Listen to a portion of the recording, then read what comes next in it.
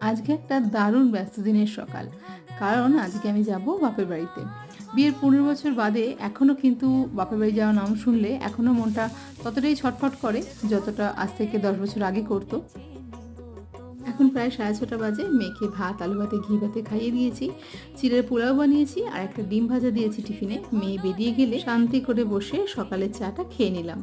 এদিকে কাজে দিদিও এসে গেছে কাজ করতে। কাজে দিদি কাজ করে চলে গেলে ফ্রিজে যা কিছু ছিল আনাজপাতি সেগুলোকে তো ব্যবস্থা করে দিয়ে যেতে হবে। তো ক্যাপসিকাম, আলু, ফ্রিজে অনেকটা দুধ ছিল, দুধটাকে পনির বানিয়ে নিয়েছি। একটা তরকারি বানিয়ে রেখে দিলাম যাতে ওরা দুপুরে খেতে পারে। সমস্ত কাজকর্ম গুছিয়ে নিয়ে আমি এখন স্নান টান করে বসে গেছি সেই কুমড়োটা কাটতে। সেই কুমড়োটা গাছে হয়েছিল, দেখেছিলাম না তোমাদের? তো আশেপাশে বাড়িতে কুমড়োটাকে ভাগ করে দিয়ে কিছুটা মায়ের জন্য নিয়ে যাব ভাবছি।